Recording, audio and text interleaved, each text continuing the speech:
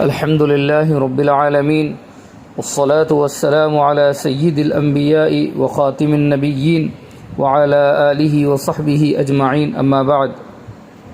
حضرات، میں قاضی محمد عبد الصمد گٹکیسری آپ کی خدمت میں آج نبوت کا عطیہ کا ماباقی حصہ گوش گزار کرنے جا رہا ہوں. امید کے بغور سماعت فرمائیں گے.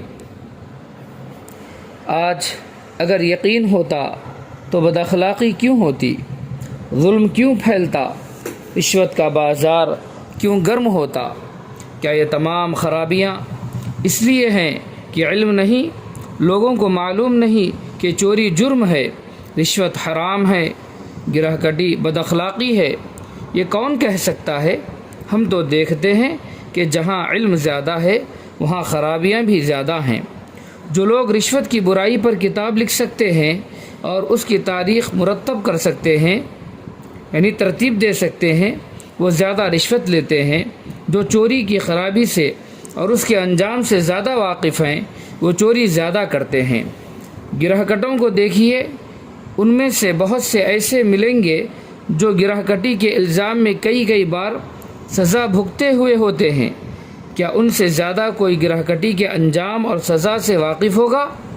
اگر صرف علم کافی ہوتا تو چور کی سزا کے بعد چوری چھوٹ جاتی، اور ایک بار جرم کرنے کے بعد اور سزا بھگتنے کے بعد کوئی دوبارہ جرم نہ کرتا. لیکن ایسا نہیں ہو رہا ہے. معلوم ہوا علم تنہا کافی نہیں، پھر علم ضروری اور یقین ضروری، مگر اس کی کیا ضمانت کہ اس پر عمل کا تقاضا بھی پیدا ہوگا. بہت سے لوگ جانتے بھی ہیں اور یقین بھی رکھتے ہیں کہ شراب بری چیز ہے، اس کے نقصانات کا تجربہ بھی ہے، یقین بھی، مگر پیتے ہیں. آپ کے شہر میں بہت سے ڈاکٹر حکیم ہوں گے جو بد پرہیزی کرتے ہیں. ان کو یقین ہوتا ہے کہ بد پرہیزی خطرناک ہے، مگر وہ بد پرہیزی کر گزرتے ہیں. بات یہ ہے کہ عمل کا تقاضا نہیں ہوتا اور ان کے اندر پرہیز کی خواہش اور بد پرہیزی سے نفرت نہیں ہوتی، بلکہ بد پرہیزی کی خواہش ہوتی ہے اور وہ اس خواہش کا مقابلہ نہیں کر سکتے. انبیاء کرام علیہم الصلاۃ والسلام علم و یقین کے ساتھ یہ تیسری طاقت بھی عطا کرتے ہیں، یعنی اپنے علم و یقین پر عمل کرنے کی رغبت اور اپنی غلط خواہشات کا مقابلہ کرنے کی طاقت. اپنے علم و یقین پر عمل کرنے کی رغبت یعنی شوق، جذبہ، اور اپنی غلط خواہشات کا مقابلہ کرنے کی طاقت. اس کا نتیجہ ہوتا ہے کہ وہ اپنے علم و یقین سے پورا فائدہ اٹھاتے ہیں اور ان کے مطابق زندگی گزارتے ہیں. ان کا ضمیر ان کی نگرانی کرتا ہے اور غلط کام کرنے کے وقت ان کا ہاتھ پکڑ لیتا ہے. ہر پیغمبر نے یہ تینوں دولتیں اپنے اپنے زمانے والوں اور اپنی اپنی امتوں کو عطا کی، اور ان کی بدولت لاکھوں انسانوں کی زندگی بن گئی اور زندگی کی چول اپنی جگہ پر آ گئی. انسانیت پر حقیقی احسان انہی پیغمبروں کا ہے. اللہ کا درود و سلام ہو ان پر کہ انہوں نے انسانیت کی دستگیری کی اور اس کو عین وقت پر ہلاکت سے بچا لیا. لیکن رفتہ رفتہ دولتیں دنیا سے ناپید ہونے لگیں، علم صحیح گم ہو گیا، یقین کا چراغ بجھ گیا، نیک عمل کی خواہش مردہ ہو گئی. چھٹی صدی مسیحی آئی تو یہ تینوں دولتیں یعنی علم، یقین اور اس پر عمل، یہ تینوں دولتیں اتنی نایاب ہو چکی تھیں، ناپید ہو چکی تھیں کہ ان کا سراغ لگانا مشکل تھا. پورے ملک اور پورے بر اعظم میں ڈھونڈے سے بھی ایک اللہ کا بندہ نہ ملتا جو علم صحیح اور ایمان قوی کی دولت سے مالا مال ہو. انبیاء کا لایا ہوا دین اور پھیلایا ہوا یقین سمٹتے ایک نقطہ بن گیا تھا. شک و بے عملی کی ظلمتوں میں علم و یقین کا یہ نور اس طرح کہیں چمکتا تھا جیسے برسات کی اندھیری رات میں جگنو چمکتے ہیں. اہل یقین کا ایسا قحط تھا کہ ایران کا ایک نوجوان سلمان فارسی یقین اور حسن عمل کی تلاش میں نکلتا ہے تو ایران سے شام اور وہاں سے حجاز پہنچ جاتا ہے، اور ان 3 ملکوں میں اس کو صرف 4 صاحب یقین ملتے ہیں۔ اس گھٹا ٹوپ اندھیرے اور عالمگیر ظلمت میں خدا کا آخری پیغمبر آتا ہے۔ وہ ان تینوں دولتوں کو اتنا عام کر دیتا ہے کہ اس سے پہلے کبھی اتنی عام نہیں ہوئی تھی۔ جو دولت کسی سینے اور کسی سفینے میں تھی، جو گھروں سے نکل کر محلوں میں بھی اور محلوں سے نکل کر شہروں میں بھی نہیں پھیلی تھی، وہ گھر گھر عام ہو جاتی ہے اور مشرق سے لے کر مغرب تک پھیل جاتی ہے۔ رہے اس سے محروم آبی نہ خاکی، رہے اس سے محروم آبی نہ خاکی، ہری ہو گئی ساری کھیتی خدا کی۔ وہ ان تینوں حقیقتوں کی تلقین ہی نہیں کرتا، ان کا سور پھونک دیتا ہے۔ دنیا میں ایک سرے سے دوسرے سرے تک کوئی کان والا ایسا نہیں جو کہہ سکے کہ اس نے اس سور کی آواز نہیں سنی، اور جس نے نہیں سنی اس کے کان کا قصور ہے، اس کے اعلان کا قصور نہیں۔ آج دنیا کا کون سا گوشہ ہے جہاں اشہد اللہ الہ الا اللہ اور اشہد ان محمد رسول اللہ کا ترانہ سننے میں نہیں آتا؟ جب دنیا کی تمام آوازیں تھک کر سو جاتی ہیں، جب جیتے جاگتے شہر پر موت کی سی نیند طاری ہو جاتی ہے، جب زبانوں پر قفل پڑ جاتے ہیں، اس وقت بھی کانوں میں یہی صدا آتی ہے کہ خدا کے سوا کوئی معبود نہیں اور محمد رسول اللہ صلی اللہ علیہ وسلم اللہ کے پیغمبر ہیں۔ آج ریڈیو کے ذریعے دنیا کے کونے کونے میں آواز پہنچتی ہے اور گھر گھر پیغام پہنچ جاتا ہے، لیکن کیا کسی ریڈیو نے خواہ امریکہ ہو خواہ برطانیہ عظمیٰ کا کسی حقیقت کو، کسی علم کو اس طرح دنیا میں عام کیا ہے جس طرح یہ علم عام ہوا ہے، جس کی صدا عرب کے نبی امی صلی اللہ علیہ وسلم نے کوہ صفا یعنی صفا کی پہاڑی نبی امی نے کوہ صفا کی چوٹی پر چڑھ کر لگائی تھی۔ انسان کبھی ترنگ میں آتا ہے اور طفلانہ معصومیت کے ساتھ اپنے مالک سے کچھ کہنے لگتا ہے، ایسی ہی ترنگ میں اقبال نے انسانوں کی طرف سے اپنے مالک کی بارگاہ میں عرض کیا تھا، تیرا خرابہ فرشتے نہ کر سکے آباد، تیرا خرابہ فرشتے نہ کر سکے آباد۔ اگر آج محمد رسول اللہ صلی اللہ علیہ وسلم کا ایک ادنا غلام عرض کرے تو کیا بیچا ہے کہ خدایا تیری خدائی برحق، تو محمد صلی اللہ علیہ وسلم کا خالق اور اس ساری دنیا کا خالق و مالک اور ہر شے پر قادر ہے، یعنی قدرت رکھنے والا ہے، لیکن کیا تیرے بندوں اور تیری مخلوقات میں سے کسی نے تیرا نام اس طرح پھیلایا اور دنیا کے کونے کونے میں پہنچایا جس طرح تیرے بندے اور پیغمبر محمد رسول اللہ صلی اللہ علیہ وسلم نے؟ یہ کوئی بے ادبی و سرکشی نہیں، اس میں بھی تعریف اسی خدا کی ہے جس نے محمد رسول اللہ صلی اللہ علیہ وسلم جیسا پیغمبر بھیجا اور ان کو اپنا نام پھیلانے اور اپنا دین چمکانے کی یہ طاقت اور توفیق عطا فرمائی۔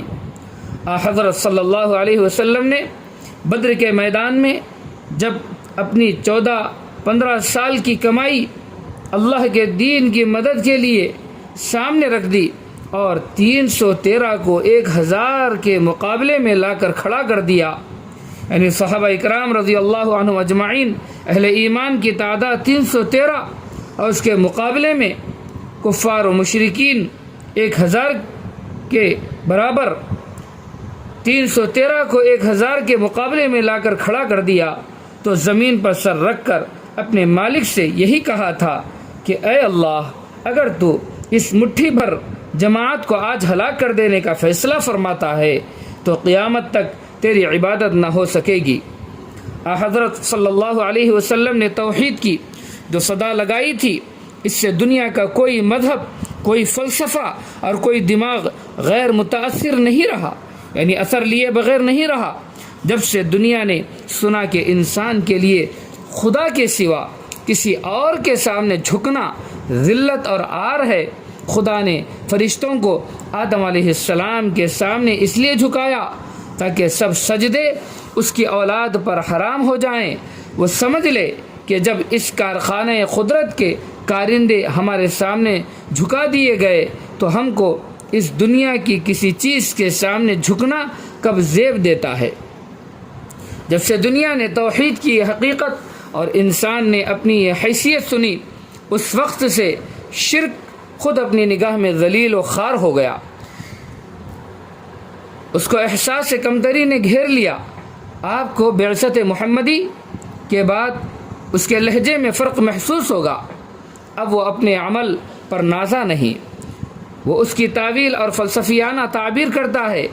یہ اس بات کا ثبوت ہے کہ توحید کی آواز نے دل میں گھر کر لیا ہے۔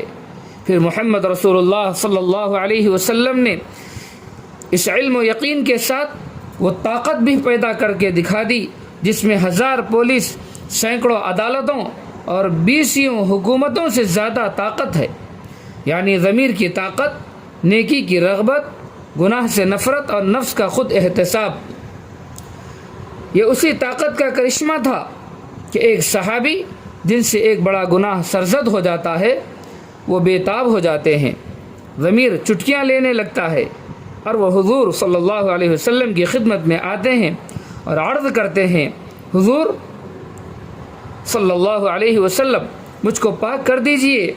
آپ رخ انور پھیر لیتے ہیں، وہ اس طرف آ کر کھڑے ہو جاتے ہیں، آپ دوسری طرح رخ کر لیتے ہیں، یعنی دوسری طرف رخ کر لیتے ہیں، وہ اس طرف آ کر کھڑے ہو جاتے ہیں۔ آپ تحقیق کرواتے ہیں کہ ان کی دماغی حالت خراب تو نہیں۔ جب معلوم ہوتا ہے وہ صحیح الدماغ آدمی ہیں تو آپ ان کو سزا دلواتے ہیں۔ کس چیز نے ان کو سزا پر آمادہ کیا اور کون سی چیز ان کو خود کھینچ کر لائی؟ آگے چلیے۔ غامدیہ ایک ان پڑھ عورت تھیں، کسی دیہات کی رہنے والی۔ وہ ایک بار بڑے گناہ میں مبتلا ہو جاتی ہیں، نہ کوئی دیکھنے والا تھا نہ سننے والا، مگر ان کے دل میں ایک پھانس تھی جو ان کو چین نہ لینے دیتی تھی۔ ان کو کھانے پینے میں مزہ نہ آتا تھا۔ وہ کھانا کھاتی تو ان کا دل کہتا کہ تم ناپاک ہو، پانی پیتی تو دل کہتا کہ تم ناپاک ہو۔ ناپاک کا کیا کھانا کیا پینا، تمہیں پہلے پاک ہونا چاہیے۔ اس گناہ کی پاکی سزا کے بغیر ممکن نہیں۔ وہ خود حضرت صلی اللہ علیہ وسلم کی خدمت میں حاضر ہوتی ہیں اور تقاضا کرتی ہیں کہ ان کو پاک کر دیا جائے، اور اس پر اصرار کرتی ہیں یہ معلوم کر کے کہ ان کے پیٹ میں بچہ ہے۔ آپ صلی اللہ علیہ وسلم فرماتے ہیں کہ اس بچے کا کیا قصور، اس کی جان تمہارے ساتھ کیوں جائے؟ جب یہ ہو جائے تب آنا۔ خیال کیجئے ان کو ضرور اس میں کچھ عرصہ لگا ہوگا۔ کیا انہوں نے کھایا پیا نہ ہوگا؟ کیا زندگی نے خود ان سے تقاضا نہ کیا ہوگا؟ کیا خود کھانے پینے کی لذت نے زندگی کی رغبت نہ پیدا کی ہوگی؟ اور ان کو یہ نہ سمجھایا ہوگا کہ اب حضور صلی اللہ علیہ وسلم کے پاس جانے کا ارادہ فسخ کر دیں، یعنی منسوخ کر دیں، ٹال دیں؟ مگر وہ اللہ کی بندی پکی رہی اور کچھ عرصے کے بعد بچے کو لے کر آئی اور عرض کیا، حضور صلی اللہ علیہ وسلم میں اس سے فارغ ہو گئی، اب میری طہارت میں کیوں دیر ہو؟ فرمایا نہیں، ابھی اس کو دودھ پلاؤ، جب دودھ چھوٹے تب آنا۔ آپ کو معلوم ہے کہ اس کو 2 برس تو ضرور لگے ہوں گے۔ یہ 2 برس کیسی آزمائش کے تھے، نہ پولیس تھی، نہ نگرانی، نہ مچلکا، نہ ضمانت۔ کتنے خیال اس کو آئے ہوں گے، بچے کی معصوم صورت اس کو جینے کی دعوت دیتی ہوگی، بچے کی معصوم صورت اس کو جینے کی دعوت دیتی ہوگی، اس کی مسکراہٹ زندگی کی خواہش پیدا کرتی ہوگی، اور بچہ اپنی زبان بے زبانی سے کہتا ہوگا کہ اماں میں تو تیری ہی گود میں چلوں گا اور تیری انگلی پکڑ کر چلوں گا، مگر اس کا ضمیر کہتا تھا نہیں، تیری ماں ناپاک ہے، تیری ماں ناپاک ہے، اس کو سب سے پہلے پاک ہونا ہے۔ دل کا یقین کہتا تھا کہ احکم الحاکمین کے یہاں جانا ہے، وہاں کی سزا سخت ہے۔ وہ پھر حاضر ہوئی روٹی کا ٹکڑا بچے کے منہ میں ہے اور کہتی ہے یا رسول اللہ صلی اللہ علیہ وسلم، دیکھیے اس بچے کا دودھ بھی چھوٹ گیا اور وہ روٹی کھانے کے قابل ہو گیا ہے، اب میری پاکی میں کیا دیر ہے؟ آخر خدا کی اس سچی اور پکی بندی کو سزا دی جاتی ہے اور حضور صلی اللہ علیہ وسلم خوشنودی کا پروانہ عطا کرتے ہیں اور فرماتے ہیں کہ اس نے ایسی سچی توبہ کی ہے کہ اس اکیلی کی توبہ اگر سارے مدینے پر تقسیم کر دی جائے تو سب کے لیے کافی ہو، رضی اللہ تعالی عنہا و ارضاہا۔ میں پوچھتا ہوں کہ وہ کیا چیز تھی جو بغیر ہتھکڑی بیڑی کے، بغیر مچل کے و ضمانت کے، بغیر پولیس کے اس کو کھینچ کر لاتی ہے اور سزا کے لیے اصرار کرواتی ہے؟ آج ہزارہ پڑھے لکھے قابل فاضل مرد اور عورتیں ہیں جن کا علم اور نقصانات کا یقین ان کو غلط کام سے باز نہیں رکھ سکتا اور اچھے کام پر آمادہ نہیں کر سکتا۔ محمد رسول اللہ صلی اللہ علیہ وسلم نے دنیا کو یہی تینوں انمول موتی عطا کیے، علم صحیح، یقین کامل اور نیکی کا تقاضائے قلبی۔ دنیا کو نہ اس سے زیادہ قیمتی سرمایہ ملا، نہ کسی نے اس پر آپ صلی اللہ علیہ وسلم سے بڑھ کر احسان کیا۔ دنیا کے ہر انسان کو فخر کرنا چاہیے کہ ہماری نوع انسان میں ایک ایسا انسان پیدا ہوا جس سے انسانیت کا سر اونچا اور نام روشن ہوا۔ اگر آپ صلی اللہ علیہ وسلم نہ آتے تو دنیا کا نقشہ کیا ہوتا اور ہم انسانیت کی شرافت و عظمت کے لیے کس کو پیش کرتے؟ محمد رسول اللہ صلی اللہ علیہ وسلم ہر انسان کے ہیں۔ محمد رسول اللہ صلی اللہ علیہ وسلم سے اس دنیا کی رونق اور نوع انسانی کی عظمت ہے۔ وہ کسی قوم کی ملک نہیں، ان پر کسی ملک کا اجارہ نہیں، وہ پوری انسانیت کا سرمایہ فخر ہیں۔ کیوں آج کسی ملک کا انسان فخر و مسرت کے ساتھ یہ نہیں کہتا کہ میرا اس نوع سے تعلق ہے جس میں محمد رسول اللہ صلی اللہ علیہ وسلم جیسا انسان کامل پیدا ہوا؟ آج انسانوں کا کون سا طبقہ ہے جس پر آپ کا براہ راست یا بالواسطہ احسان نہیں؟ کیا مردوں پر آپ صلی اللہ علیہ وسلم کا احسان نہیں کہ آپ نے ان کو مردانگی اور آدمیت کی تعلیم دی؟ کیا عورتوں پر آپ کا احسان نہیں کہ آپ نے ان کے حقوق بتلائے اور ان کے لیے ہدایتیں اور وصیتیں فرمائیں؟ آپ نے فرمایا کہ جنت ماؤں کے قدموں کے نیچے ہے۔ کیا کمزوروں پر آپ صلی اللہ علیہ وسلم کا احسان نہیں کہ آپ نے ان کی حمایت کی اور فرمایا کہ مظلوم کی بد دعا سے ڈرو کہ اس کے اور خدا کے درمیان کوئی پردہ نہیں۔ خدا کہتا ہے کہ شکستہ دلوں کے پاس ہوں، خدا کہتا ہے کہ شکستہ دلوں کے پاس ہوں۔ کیا طاقتوروں اور حکمرانوں پر آپ کا احسان نہیں کہ آپ نے ان کے حقوق و فرائض بھی بتلائے اور حدود بھی بتلائے اور انصاف کرنے والوں اور خدا سے ڈرنے والوں کو بشارت سنائی کہ بادشاہ منصف رحمت کے سائے میں ہوگا۔ بشارت سنائی کہ بادشاہ منصف یعنی انصاف پرور، انصاف کرنے والا بادشاہ رحمت کے سائے میں ہوگا۔ کیا تاجروں پر آپ صلی اللہ علیہ وسلم کا احسان نہیں کہ آپ نے تجارت کی فضیلت اور اس پیشے کی شرافت بتلائی اور خود تجارت کر کے اس گروہ کی عزت بڑھائی؟ کہ آپ صلی اللہ علیہ وسلم نے یہ نہیں فرمایا کہ میں اور راست گفتار اور دیانتدار تاجر جنت میں قریب قریب ہوں گے؟ کہ آپ صلی اللہ علیہ وسلم کا مزدوروں پر احسان نہیں کہ آپ صلی اللہ علیہ وسلم نے تاکید فرمائی کہ مزدور کی مزدوری پسینہ خشک ہونے سے پہلے دے دو؟ یا جانوروں تک پر آپ صلی اللہ علیہ وسلم کا احسان نہیں کہ آپ صلی اللہ علیہ وسلم نے فرمایا کہ ہر وہ مخلوق جو جگر رکھتی ہے اور جس میں احساس و زندگی ہے اس کو آرام پہنچانا اور کھلانا پلانا بھی صدقہ ہے۔ کیا ساری انسانی برادری پر آپ کا احسان نہیں کہ راتوں کو اٹھ اٹھ کر شہادت دیتے تھے کہ خدایا تیرے سب بندے بھائی بھائی ہیں، انا شہید ان العباد کلہم اخوہ؟ کیا ساری دنیا پر آپ صلی اللہ علیہ وسلم کا احسان نہیں کہ سب سے پہلے دنیا نے آپ ہی کی زبان سے سنا کہ خدا کسی ملک، قوم، نسل و برادری کا نہیں، سارے جہانوں اور دنیا کے سب انسانوں کا ہے۔